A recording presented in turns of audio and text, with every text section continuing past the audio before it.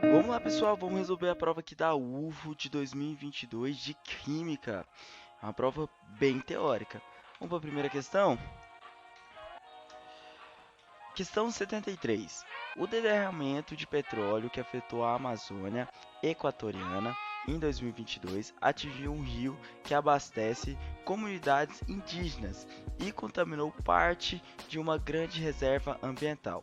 Os danos afetaram o Parque Nacional Caiambecoca, disse o ministro do Meio Ambiente nesta segunda-feira, 31 de janeiro, em um primeiro relatório sobre o impacto de emergência. Os itens abaixo demonstram ações que podem ser feitas para minimizar os efeitos do derramamento de petróleo no rio Amazônia. Primeiro, a filtragem mecânica com equipamentos laboratoriais capazes de separar água do petróleo. Filtragem mecânica com equipamentos laboratoriais capazes de separar a água do petróleo? Cara, eu acho que isso daqui não existe, não. Acredito que isso aqui tá bem errado. O uso de barreiras flutuantes de contenção. Ok, vão colocar umas barreiras para separar um pouquinho, né? Boa, uma separação física, a fim de cercar mancha de óleo e prevenir sua dispersão. Aí sim, isso aqui é possível. O que ele está dizendo? Eu tenho, por exemplo, aqui um mar, que eu vou desenhar um mar aqui, meio que pequeno, tá? Aí caiu um petróleo nessa região aqui, ó. Caiu o petróleo nessa região. Só que aí o petróleo ainda continua vazando. Então aí, ó, continuou vazando petróleo, aí o petróleo aumentou. Para o petróleo não avançar ainda, o que eles fazem? Eles vão aplicar uma barreira aqui, ó, uma proteção física. Aí o petróleo continua saindo, mas quando atingir o limite aqui, ó, dessa barreira, não vai mais sair petróleo, ok? Então isso daqui, ó, é totalmente possível. A adição de grandes quantidades de sabão para que o petróleo forme uma dispersão na água do rio do Parque Nacional Caiambecoca. Tá, eu entendi o que quis fazer a relação do sabão aqui, ó. Por quê? Porque o sabão, ele tem uma propriedade, né?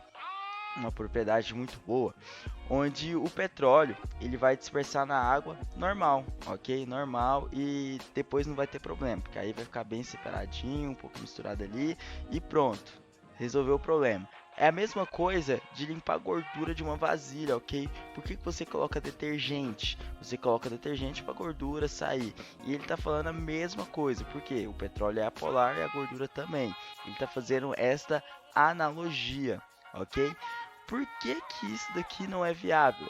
Porque isso vai contaminar, ok? O sabão, dependendo da forma que for feito, o sabão ou detergente, eles têm enxofre também. E eles também têm cadeias muito polares. Então você vai contaminar aquela região com sabão, ok?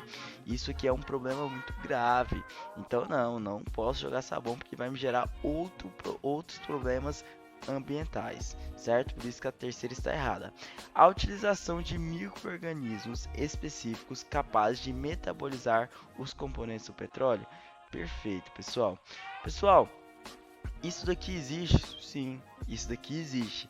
Existe tantos micro-organismos diferentes, que existe até micro-organismo que consegue comer radiação. Vocês acreditam nisso? Então, micro-organismos sim. Outra coisa que poderia ter colocado aqui, que seria muito legal para fazer aquela analogia, seria enzimas. Colocar enzimas, porque com certeza esses micro-organismos utilizam essas enzimas, ok? Para metabolizar o petróleo. Seria muito interessante. Por isso que é a letra B, ok? 2 e 4. Vamos para a próxima? Questão 74. Passageira de transporte por aplicativo diz ter sido dopada por motoristas em São Paulo durante corrida. Casos semelhantes também foram relatados por mulheres de outros estados. A inalação de solventes como éter, cloroformo ou metanol podem provocar desmaio em poucos segundos. De acordo com um especialista em toxicologia, o uso de máscara do tipo PFF2 ou N95, bem ajustado no rosto, é capaz de proteger da exposição aos solventes dispersos no ar do carro. Ok, Esses solventes aqui, eles são o que? Voláteis, ok? Quer dizer que o líquido deles, em temperatura ambiente, na hora que ele tira do frasco onde está, o que vai acontecer? Ele vai ficar no estado gasoso, ok? Muito rápido em temperatura ambiente, certo? Então, fique de olho nesses solventes aqui. Cloroformo é muito forte. Analogia, cloroformo também faz o que? Uma droga aí, loló, ok? Então, ó, fique esperto com cloroformo. As substâncias utilizadas pelo agressor de mulheres em transporte aplicativo na cidade de São Paulo possuem as seguintes características. Vamos lá. Substâncias formadas por ligações covalentes que possuem o oxigênio em sua estrutura e a geometria molecular linear. Olha aqui.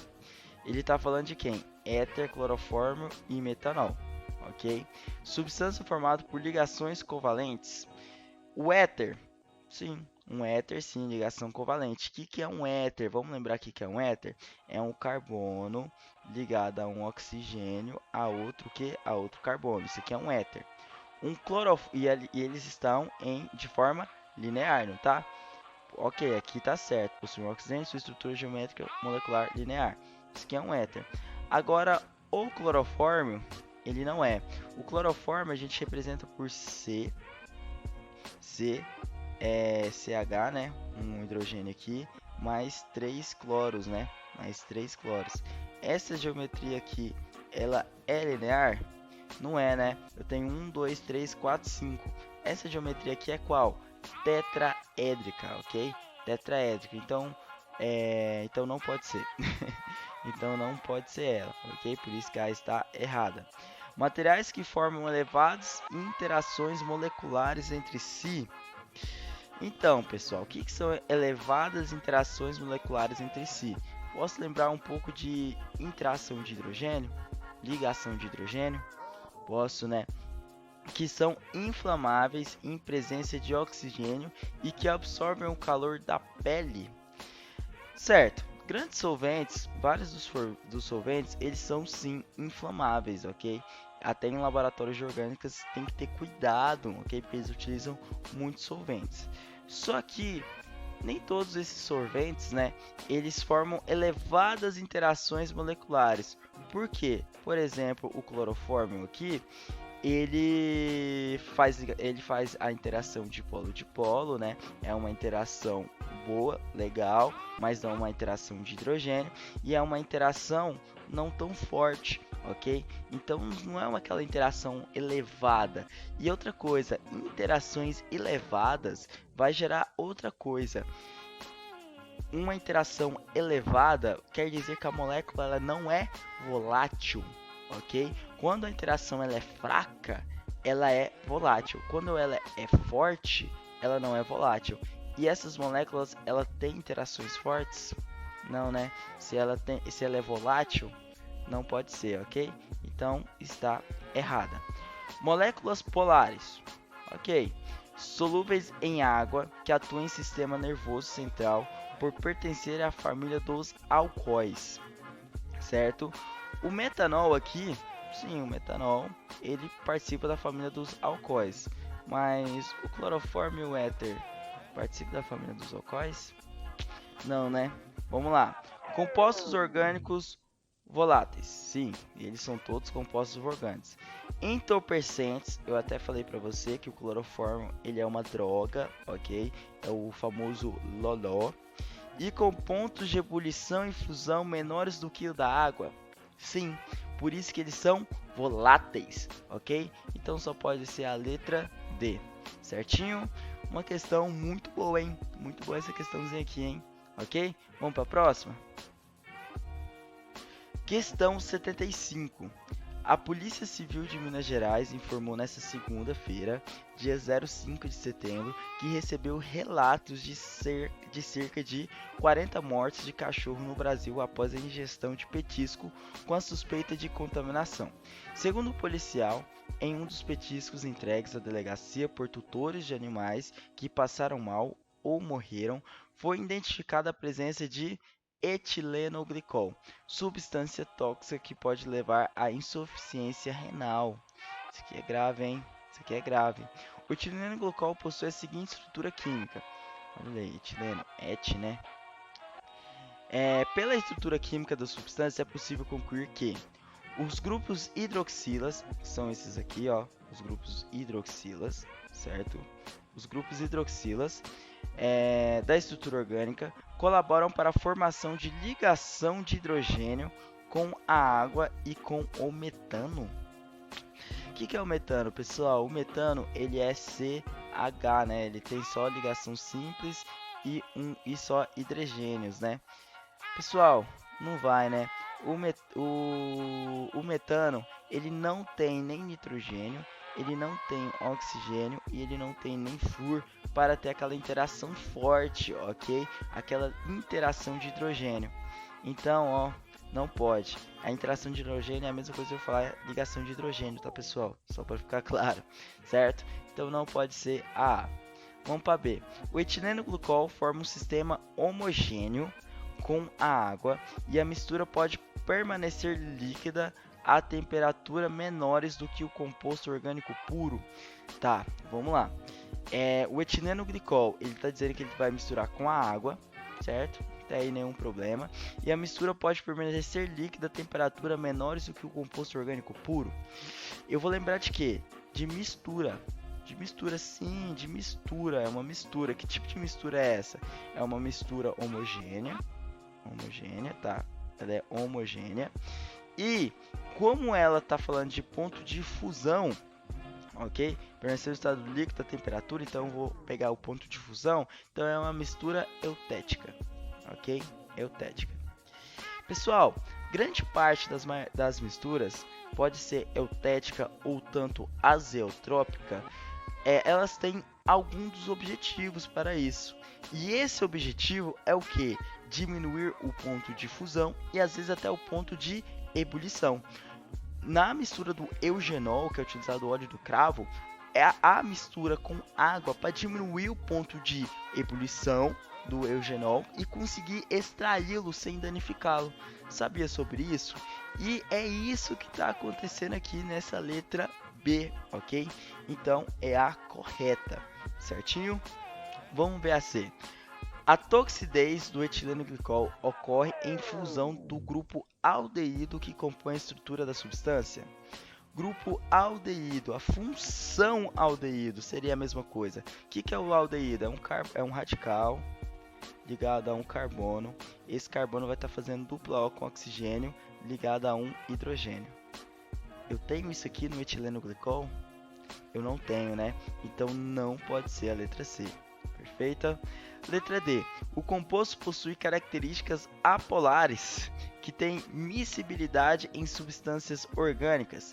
Tá, vamos lá. O que é miscibilidade? Quer dizer que vai se misturar, ok? Ele vai se juntar. Perfeito? Agora, características apolares. Essa substância tem características apolares. Eu tenho um grupo hidroxila aqui, ó. Esse grupo hidroxila, ele gera uma polaridade para essa molécula. Caso a molécula fosse só assim, ó, hidrogênio, carbono, carbono, hidrogênio, hidrogênio, hidrogênio e hidrogênio e mais outro hidrogênio aqui, né? O etano, aqui vai ser o etano. Sim, aí ela seria apolar.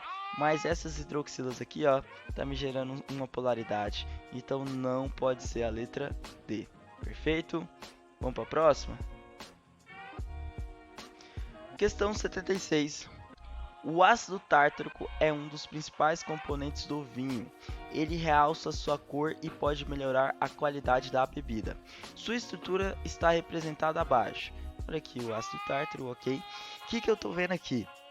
Ok, essa questão aqui, ela é um pouco polêmica, ok? Eu vejo um pouquinho de polêmica nela, na minha visão. Eu vejo dois estereoisômeros, ok? Ópticos, certo? Os enantiômeros. Eu vejo um enantiômero aqui e eu vejo outro enantiômero aqui, perfeito? Eles são enantiômeros, certo?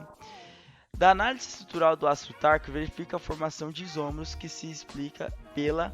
Então, eu vejo isômeros ópticos aqui, enantiômeros. A formação de dois estereoisômeros, ok? A partir do carbono quiral presente na estrutura, ok? Ele está falando que eu tenho dois estereoisômeros. Perfeito, pessoal. Eu acredito que o erro está na onde? Está nesses dois estereoisômeros, perfeito? Porque eu tenho um estereoisômero aqui, certo? Robson, mas eu poderia falar que seria dois estereoisômeros? Então, interpretação, né? Se ele colocasse um, talvez eu acredito que ele estaria correto, perfeito? Então, não é. Letra B. A identificação de dois carbonos quirais, que é o carbono 2 e o carbono 3. Robson, você colocou aí carbono 2 e carbono 3. Tá certo onde você colocou? Pessoal, aqui é por escolha, ok? Aqui é por escolha para eu falar qual que é o carbono 2 e qual que é o carbono 3. Agora, com outras técnicas químicas, aí eu poderia dizer qual que é qual, perfeito? Então vamos lá, por apresentar diferentes ligantes entre si? Sim. Aqui eu tenho uma isomeria óptica, ok? Porque eu tenho 4 ligantes diferentes. Aqui eu tenho um ácido carboxílico, aqui eu tenho uma hidroxila, e aqui eu tenho um hidrogênio, e depois eu tenho outro carbono. E aqui eu tenho a mesma coisa, certo? Então só pode ser a letra B, perfeita? Organização de imagem e especulares que se constitui a partir de moléculas cis e trans. Agora a gente está falando ainda, a gente está falando sobre um pouco de isomeria, perfeito? Mas normalmente, pessoal, quando a gente fala de isomeria cis e trans, a gente vê uma dupla ligação, aqui a gente vê a dupla ligação, aí essa dupla ligação, aí sim eu vou ter uma parte cis ou trans, perfeito? Ou eu vejo uma estrutura cíclica, ok? Uma estrutura cíclica. Agora, uma estrutura cíclica bem fechadinha, aí eu posso falar sim que ela pode ter isomeria cis e trans, perfeito? Mas aqui eu tenho isso? Eu não tenho, então não pode ser a letra C. Disposição estrutural da molécula que leva à formação de carbonos quirais a partir dos estereoisômeros. Tá, pessoal. Aonde é que está errado nessa questão? Disposição estrutural da molécula. Não é a forma que está a estrutura da molécula. O que faz ela ter isomeria óptica é os 4 ligantes diferentes, ok? É os 4 ligantes diferentes. Perfeito? É isso. Acredito que seja isso aí, né? Vamos para a próxima? Questão 77. Um experimento simples sobre reações químicas é realizado seguindo orientações elencadas abaixo. 1. Insira água em um copo até aproximadamente metade de sua capacidade. 2. Verifique a massa do conjunto da água e copo, com auxílio de uma balança. 3. Verifique a massa de um comprimido efervescente de bicarbonato de sódio com ácido cítrico sólidos. Anote as massas e some-as. Essa será a massa inicial do experimento. 5. Coloque o comprimido dentro do copo com água. Após o final da efervescência, verifique a massa do conjunto massa final. Após a realização do experimento, verifique-se a letra A. Reação química que gera uma solução homogênea. Ok, eu acredito que sim. Como a gente está falando de bicarbonato de sódio com ácido cítrico, eu penso, sabe no que? Eu penso naqueles comprimidos de vitamina C, certo? É uma mistura homogênea quando você faz isso? Sim, é uma mistura homogênea. Cujas massas finais iniciais permanecem inalteradas no copo, pois na natureza nada se perde. Podia até colocar aqui, nada se perde, tudo se transforma, ok? Seria interessante colocar isso daqui. Tá, pessoal. Essa frase tá certa, pois na natureza nada se perde? Tá um pouco certo. Para os químicos quânticos, um pouco não, né? Mas sim, essa frase aqui está certa, pois na natureza nada se perde. Porém, a massa final e a inicial permanecem inalteradas? Não, né, pessoal? Quando a gente coloca esse comprimido, ele vai gerar efervescência. E essa efervescência vai gerar o que? CO2. Essa geração de CO2, com essa reação entre o ácido cítrico e o bicarbonato, ok? Esse gás ele vai sair, certo? Se esse gás sai, a massa diminui. Então está errado bem nessa parte aqui. A letra A. A B. Transformação química ocorre entre água e bicarbonato, que libera gás carbônico e provoca a diminuição da massa do sistema. Então, pessoal, legal. Isso aqui é um pega muito bom. Vocês lembram de transformação química e física? Uma transformação física, uma transformação física, ele só vai mudar o quê? Vai mudar só como está o estado, se ele vai estar líquido, gasoso ou sólido. Aqui eu tenho um comprimido e ele vai ficar como? Ele vai ficar no estado líquido, né? Aquoso, que é o certo se falar, certo? E há uma reação entre água e bicarbonato que libera o gás carbônico. A reação é entre bicarbonato e ácido cítrico, ok? A reação não é entre a água e o bicarbonato, perfeito? Então a B está errada. Efervescência é um fenômeno físico que ocorre pela diluição do ácido cítrico e do bicarbonato em água, gerando gás carbônico. Novamente, vamos entrar na questão de fenômeno físico. Efervescência é um fenômeno físico? Não, aqui é um fenômeno químico. Robson, por que você está falando isso? Porque o fenômeno físico não vai mudar o estado final, ok? Só vai mudar o estado, como é que ele está. Ele vai estar no sólido, líquido ou gasoso, certo? E aqui tá um pouquinho, né? Tá um pouquinho errado, certo? E pela diluição do ácido cítrico, como eu falei para você, vai acontecer diluição? Vai acontecer diluição, mas a reação é entre quem? Ácido cítrico e bicarbonato. Vamos lá. A massa final é menor do que a massa inicial, corretíssimo, pois o gás carbônico é formado e é liberado durante a reação entre ácido cítrico com bicarbonato de sódio. Perfeito, acabou. Acabou. Acabou. Certo? Letra D, ok? Fechou? Vamos para a próxima? Questão 78. Uma professora de química, ao estudar o conteúdo de pilha, propôs um experimento clássico a partir do procedimento experimental ilustrado abaixo. Ok, aqui eu tenho um limão, dois eletrodozinhos, aqui duas placas, né? E um relógio ligado. O experimento foi feito utilizando-se um limão, onde foram inseridos separadamente duas placas, uma de zinco e a outra de cobre, sem se encostarem. As placas foram ligadas a um relógio digital por um fio condutor cujas pontas estavam, uma no polo negativo e a outra no polo positivo do dispositivo. Sabe-se que o potencial de redução do zinco é menor do que o potencial de redução do cobre. Após a professora realizar esse experimento, é correto afirmar que... Ok, vamos lá. Qual que é a frase mais importante aqui? Sabe-se que o potencial de redução do zinco é menor que o potencial de redução do cobre. Então, quem tem o maior potencial de redução? O cobre. Então, quem tem maior potencial de redução, ele reduz. E quem reduz é quem? É o cátodo. Lembra disso, só decore um. Quem reduz é o cátodo. Isso quer dizer o quê? Que o zinco, ele oxida, logo ele é quem? O anodo, certo? Ele é o anodo. Em questões de eletroquímica, precisamos saber isso de cabo a rabo, perfeito? Ok, vamos para a continuação aqui, certo? Como o cobre ele reduz ele ao cátodo e o zinco oxida ele ao anodo, é legal a gente ter a noção do que está acontecendo. Essa reação aqui que eu coloquei, pessoal, olha, isso aqui é meramente ilustrativa, ok? Ilustrativa. Robson, então tá falando que pode ter uma coisinha errada aqui? Pode ter uma coisinha errada aqui, ok? Mas eu fiz desse jeito e tá correto, ok? Vamos lá, olha aqui, ó. O zinco sólido, ele é quem? Ele é o cátodo. Se ele é o cátodo, ok, e ele tá... Nossa, eu falei errado. Vamos lá, vamos voltar, vamos falar. O zinco, ele é quem? Ele é o anodo. Se ele é o anodo e ele oxida, isso quer dizer o quê? Quer dizer que os elétrons estão saindo dele. Os elétrons estão saindo dele. Olha aqui, ó, zinco sólido, ele é 0. Ele vai ficar como? Entre zinco mais 2. Se aumentou o NOx dele, quer dizer que ele oxidou, perfeito? E mais 2 elétrons. Esse polo aonde saem os elétrons, a gente chama ele de polo negativo, ok? O cobre é quem está recebendo os elétrons, é quem reduz, ok? Olha aqui um macetezinho, o cobre ele tá mais 2, não tá? Olha como é que ele tá no final, ele tá 0, né? De 2 para 0, o que aconteceu com ele? Ele reduziu. Bom, tranquilo?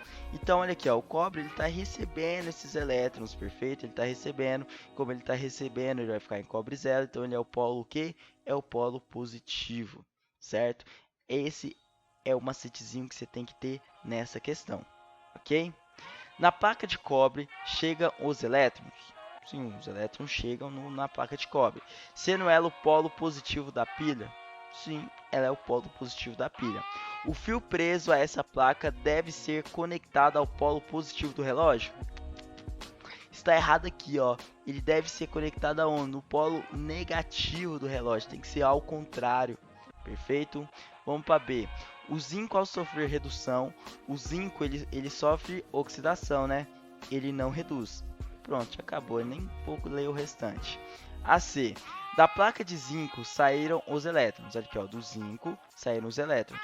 Perfeito. Saíram os elétrons. Sendo ela o polo negativo da pilha. Sim, ele é o polo negativo da pilha. O fio preso a essa placa deve ser conectado no polo positivo do relógio. Perfeito, é isso daqui, como eu falei para vocês. Se eu tô com um polo negativo, ele tem que conectar quem? Ao polo positivo. Então está corretíssimo. O cobre é o cátodo da pilha? Sim, o cobre é o cátodo da pilha. Está correto aqui. Ao final do experimento, verifica um aumento na concentração de íons cobre no sumo do limão. Pessoal, isso aqui não vai acontecer não, hein? Isso aqui não vai acontecer. Logo, a correta é a letra C. Perfeito? Tranquilinho? Foi uma questão muito boa de eletroquímica. Vamos para a próxima? Questão 79. Em um rótulo de produção de limpeza é orientado realizar uma diluição 1:15 antes de utilizar. A partir dessa informação e com a pretensão de preparar adequadamente a solução para o uso doméstico, um trabalhador homogeneizou 100 ml do produto em 150 de água. Tá, 1:15, isso aqui quer dizer de proporção, ok? Ele está falando aqui, ó, homogeneizou 100 ml do produto em 150 ml de água. O que eu tenho que fazer? O menor número vai ser o meu 1, ok? Vai ser o meu 1, ok? E eu vou fazer uma regra de 3, que vai ser essa daqui, ó. 100 ml tá para 150, 1 ml é o que eu tenho de 100, então qual que é a proporção que eu tenho entre elas? É só multiplicar, ok? É só multiplicar. 1 vezes 150 e 100 ml para vale X. Se você fazer essa continha, você vai encontrar o quê? 1,5, ok? A proporção que está aqui é de 1 para 1,5. Essa é a proporção correta? Não, não é, né? Então a A está errado. Diluiu 15% do produto concentrado em 75% de água. Quando eu falo de proporção, pessoal, eu não posso fazer proporção e utilizar porcentagem, ok? Não posso fazer isso, então a B está errada. Misturou um volume de 62,5 ml de produto em 937,5 ml de água. Então vou fazer da mesma forma, 62,5 ml, 937,5. 1 vai ser o meu menor número. Qual que é a proporção que eu tenho aqui, ok? Multiplico cruzado. Quando eu multiplico cruzado, eu vou encontrar isso daqui, o número 15. Então, a proporção de 62,5 ml para 937,5 ml é de 1 para 15, certo? Então, a letra C está correta. É a mesma coisa de estequiometria, tá, pessoal? A questão de estequiometria, cálculo estequiométrico. É a mesma coisa a gente fazer isso aqui. Só que, ó, uma pergunta show de bola. A D. Robson realizou uma titulação de 1 ml de produto para 15 ml de água. Robson, se eu fazer o cálculo aqui de 1 ml, e aqui eu colocar 15 ml, e aqui for x, e aqui for 1, aqui é 1, e aqui for x, eu vou encontrar a proporção de 1 para 15, não vou? Sim, você vai encontrar essa proporção de 1 para 15. Mas qual que é o problema? Realizou uma titulação. Titulação é um processo de laboratório, ok? Não é uma coisa que você faz em casa. O que ele está falando aqui? Preparar adequadamente a solução para uso doméstico em um trabalhador. Para uso doméstico, e ele estava preparando. Eu vou fazer uma titulação no meu uso doméstico? Não vou, né, pessoal? Eu não vou fazer uma titulação. Logo, isso daqui tá erradíssimo. Perfeito? Então, letra C. Vamos para a próxima? Vamos lá, pessoal, para a última questãozinha aqui, questão 80, aqui, questãozinha boa. O mapa abaixo representa os locais onde a Ucrânia possui usinas nucleares, ultimamente ameaçados após o ataque da Rússia aos países. Olha aqui, ó, um mapa onde tem as usinas nucleares. Olha Chernobyl aqui, ó, fechada. Por que tá parecendo fechado aqui, ó? Vamos lembrar que quando acontece um ataque, ok, um problema nas usinas nucleares, ele espalha radiação não só para aquele local, ok? As nuvens podem absorver essa radiação e passar para os outros locais. Então lá tá bem fechadinho e a radiação demora, ó, muito tempo para sair, ok? Então vamos lá. A partir da interpretação da figura, é correto concluir. A usina de Zaporozhye, aqui é essa usina aqui, ó, essa usina, está em grande risco, pois um possível ataque a ela pode causar graves danos a superaquecimento do reator, derretimento do núcleo e vazamento do material radioativo.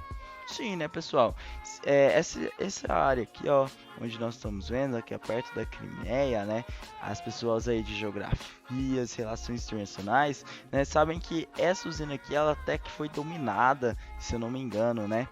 E se você não tiver o total manuseio, manutenção das usinas nucleares, podem ocorrer sim problemas, ok? Então a 1 está corretíssima, certo? A 1 está corretíssima. A 2. A usina de Chernobyl, mesmo após o acidente de 1986, ainda oferece riscos ambientais ao ambiente? Sim, pois os radionucleotídeos dispersos na atmosfera e depositados na Terra demoram muitos anos para reduzir sua ação radioativa? Corretíssimo. Até hoje não se pode chegar nessa região. Lembrando, né, que tem até um vídeo de um cara beber uma água de lá. Até onde eu vi, ele tá em quarentena, né? Mas não sei se ele ainda tá, pessoal? Lá é um lugar bem restrito, certo? A 3. A dispersão de radiação nuclear oriunda de ataques às usinas da Ucrânia, caso ocorra, ficaria circunscrita ao país? Não, pessoal. Circunscrita quer dizer o quê? Que só vai ficar no país da Ucrânia? Como eu disse bem no início, pode levar para os outros países, ok? Certo? Pode levar para a Rússia, para os outros países que estão aqui na esquerda, certo? Tudo Europa, é. Pode levar para os países ao lado, certo? Então não, a 3 está errada. A 4, a usina da Ucrânia utilizam o processo de fusão nuclear a partir de radioisótopos de urânio 235 e não produzem gases que contribuem para o efeito estufa. Pessoal, o erro está aqui, ó. O erro está aqui, ó. O que acontece em uma usina nuclear? Fissão. Não ocorre fusão. Fusão, vamos pensar em dois átomos unindo e formando só um. Em uma fissão ocorre o que? A quebra do átomo, ok? E essa quebra vai gerar o que? Energia. Então, em uma usina nuclear ocorre o que? O processo de fissão, não fusão. Então, a 4 está errada, sendo apenas a 1 e a 2 que estão corretas. Perfeito? Esse foi o vídeo da UFO de 2022 e até mais.